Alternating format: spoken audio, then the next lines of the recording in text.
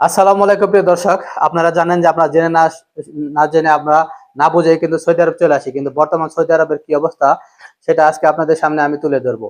আমরা আসলে গরিব কিংবা মধ্যবিত্ত লোক বেশিরভাগই কিন্তু আরব দেশের উপর নির্ভরশীল। আমরা কিন্তু আসলে দেশে বেকারত্ব হয়ে পড়ি, কাজ না থাকায় আমরা সৌদি আরব চলে যাই 4 থেকে 5 লাখ টাকা দিয়ে। কিন্তু সৌদি আরবে কি আজও ভালো কোনো কোম্পানি আছে বা কাজ আছে? তো সেসব বিষয় নিয়ে আজকে আমরা আপনাদের সাথে আলোচনা করব। আমার সাথে আছে সহকর্মী মুরাদ হোসেন। হ্যাঁ মুরাদ। হ্যাঁ, আসসালামু আলাইকুম মামুন ভাই। ওয়ালাইকুম আসসালাম। আপনি ভাই কি শুনতে আপনি পাচ্ছেন বললেন যে আমাকে? প্রবাস নিয়ে হেরা মানে প্রবাসের অবস্থা কেমন, সৌদি আরবের অবস্থা কেমন, কিংবা সৌদি আরব কেমন, মানে লোক সংখ্যা যে আসতেছে বাংলাদেশ থেকে, তারা কি কাজ কাম ঠিক মতো পাইতেছে কিনা? হ্যাঁ হ্যাঁ, আপনি একটু আমার অডিয়েন্সদেরকে একটু ক্লিয়ার করেন যে আসলে সৌদি আরব বর্তমানে সাপ্লাই কোম্পানি কত পার্সেন্ট আছে এবং সেখানে কাজ আছে কিনা, তাদের আকামা দেয় কিনা, বেতন দেয় কিনা, এগুলো যদি একটু ক্লিয়ার করতেন আর কি। ভাই সৌদি আরবের অবস্থাটা এখন বর্তমানে এমন ভয়ঙ্কর খারাপ, মানে বলার বাহিরে। মানে বিশ্বের ভিতরে যত মধ্য প্রান্তের দেশগুলো আছে তার ভিতরে সৌদি আরবের অবস্থা একবারই ভয়ঙ্কর। আর সৌদি আরবে বাংলাদেশ থেকে প্রতিদিন হাজার হাজার লোক মানে কাজের জন্য পাড়ি দিতেছে, বাংলাদেশ থেকে সৌদি আরব আসতেছে। কিন্তু সৌদি আরব প্রায় 99% কোম্পানি হলো সাপ্লাই, 1% কোম্পানি হলো যারা মেন কোম্পানি। আর মেন কোম্পানি গুলো লোক আনে না, খুব কম আনে লোক, তাদের লোকের দরকার হয় না। আর সাপ্লাই কোম্পানি গুলো এমন পজিশনে লোকগুলো আনে, আইনে 6 মাস 7 মাস বসে রাখে, তাদের কাজ দেয় না ঠিক মতো, খাবার দেয় না, এই কামা দেয় না। আর সাপ্লাই কোম্পানি গুলোর খালি মেন কারণ হলো তাদের বাংলাদেশ থেকে শুধু লোক আনা আর টাকা টাকা ইনকাম করা, জাস্ট এই পর্যন্ত, এর বেশি কিচ্ছু না। আর বর্তমানে সৌদি আরবের অবস্থা প্রচুর খারাপ, এত খারাপ। আর সৌদি আরবের আইনটাও মানে পছন্দ করা, এই কারণে হলো আরো সমস্যা। এই আমাদের দেশের মানে দেশের সমস্যা হচ্ছে বেশি বেশি এই কারণে কি লেগে জানেন ভাই? এই দেশের মানে বেশিরভাগ লোক সৌদি আরব আসার পরে দেখা গেছে কি যে মানে অবৈধ হয়ে যায়, অবৈধ হয়ে গেলে তখন তারা পুলিশে ধরে, পুলিশে ধরা দিয়ে এরা মানে কি করবো, এখানে কাজও থাকে না, খাবারও থাকে না, কিছুই না, কিছু তো করার রাস্তা থাকে না। তখন তারা পুলিশ ধরা দেয়, পুলিশ ধরা দিয়ে হেরা ওই বাংলাদেশে পানি জমা। এর মানে এর ভিতরে দেখা যায় কি বাংলাদেশের সবচেয়ে খারাপ রেকর্ড হইতেছে যে আমার দেশের লোক চুরি করতেছে কিংবা এটা করতেছে ওটা করতেছে। কিন্তু মেন সমস্যাগুলো হলো সাপ্লাই আমি কোম্পানি। আমি আমি আপনাকে একটু থামাতে যাচ্ছি। মুরাদ হোসেন, আমি আপনাকে একটু থামাতে যাচ্ছি।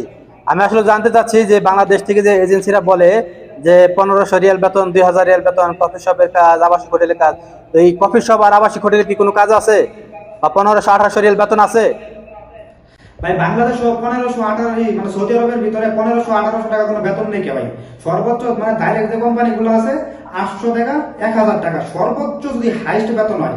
আর সাপ্লাই গুলা বলে কি যে কবি সহ কাজ দিব কিংবা বড় মহলে কাজ দিব, এরকম মানে তারা কথা বলে। আর তারা বেতন গুলা দেখায় কি যে 1800, 2000, 2200, 2500, ওভার টাইম লিয়ে 3000-3500 টাকা করে, মানে লাখ টাকার বাঙালিদেরকে লাখ টাকার প্রমোবল দেখা, মানে বড় একটা অ্যামাউন্ট দেখা, যার কারণে বাঙালিরা আরো ঝুঁকে বেশি। যাই হোক, আমি এখন আপনাকে আসলে জানতে চাচ্ছি আরো। আমার অডিয়েন্সটা কিন্তু আসলে যে 6 লাখ 7 লাখ টাকা দিয়ে যে আসে, এই 6 লাখ 7 লাখ টাকা এটা কাদের পকেটে যায়? এই টাকাটা আসলে কে নেয়? মানে এজেন্সির যে টাকা দেয়, তো সৌদি আরবে কি কোনো এজেন্সি আছে, না এই টাকাটা কে কোম্পানি বহন করে? মানে আপনি আসলে ক্লিয়ার করবেন যে এই যে সৌদি আরবে যখন লোকগুলো যায়, যে কাজ দেয় না, বসে রাখে, তো এই টাকাগুলো কি ওই দেশেও কোনো লোক আছে ইনভলভ, যে যারা খায় তারপরে কাজ দেয় না, বসে রাখে? তো এই বিষয়ে আপনি যদি জানেন একটু জানাবেন। ভাই আপনি যে বললেন যে 6 লাখ 7 লাখ টাকা কে নেয়, প্রথমত হলো বাংলাদেশের দালাল আছে, তারপরে হলো সৌদি মানে সৌদির কাছ থেকে কোন সৌদি কোনো কোম্পানির কাছ থেকে জাল ভিসা বের করে বাঙালিরা। ভাই এর ভিতরে পুরো তোমার বাঙালি চক্রান্ত, একবার বাঙালি জড়িত। মানে বাঙালি বেশিরভাগ, আমি একবার ডিস্ট্রিক্ট গুলোর নাম কই দেই, নোয়াখালী, কুমিল্লা, এরা মনে করেন যে এরা বেশি, একবারে আমি নাম করে দিলাম ভাই, খাস বাংলা। আচ্ছা ঠিক আছে, তার মানে বলতে চাচ্ছেন সৌদির এর মধ্যে জড়িত না, সব বাঙালিরাই বাংলাদেশে এবং বিদেশে তারা এজেন্সি হয়ে, গ্রুপ হয়ে তারপর লোক আনতেছে, তারপর তারা টাকা খাচ্ছে এবং লোকদের কাজ দিচ্ছে না। আপনি আসলে এইভাবে ক্লিয়ার করতে চাচ্ছেন, তাই তো? হ্যাঁ জি ভাই, মানে বাঙালিরা মানে সৌদির কাছ থেকে যদি 2000 রিয়াল দেন, মাত্র বাংলাদেশে ষাট তো হাজার টাকা মানে আপনার জানা জানা এরকম কোন কোম্পানি আছে যে মনে করেন যে লোক নিতেছে প্রতিনিয়ত কিন্তু কাজ দিচ্ছে না, এরকম একটা কোম্পানি যদি আপনি বলতে পারতেন। হ্যাঁ ভাই, আমার জানা সত্ত্বে একটা কোম্পানি আছে ভাই, মানে ম্যানকম, একবারে নাম্বার 1 কোম্পানি সৌদি আরবের ভিতরে, একবারে ফার্স্ট কোম্পানি, মানে দালালের ভিতরে 2 নম্বরের ভিতরে হলো ম্যানকম একবারে। কারণ এর নাম দালাল আর কোনো কোম্পানি নাই যা, এ খালি শুধু এর ভিতরে বেশিরভাগ ভাই জড়িত হলো নোয়াখালী লোক।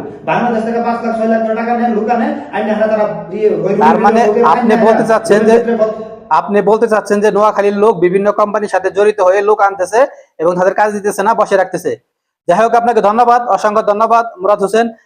তো প্রিয় দর্শক, বুঝতেই পারলেন যে আসলে সৌদি আরবের অবস্থা। সৌদি আরবে কিন্তু বর্তমানে কোনো কাজ নেই বললে চলে। মেন কোম্পানি আসলে বর্তমানে লোক আনতেছে না, যে কোম্পানিগুলো সাপ্লাই বাটপার, তারা লোক আনতেছে কিন্তু কাজ দিচ্ছে না, একামা দিচ্ছে না, বা দিলেও বেতন দিচ্ছে না, এরকম একটা সমস্যা। তো আপনারা যদি আসেন অবশ্যই চেষ্টা করবেন, বুঝে শুনে দেখে আসার চেষ্টা করবেন। তো ভালো থাকবেন প্রিয় দর্শক, আল্লাহ হাফেজ।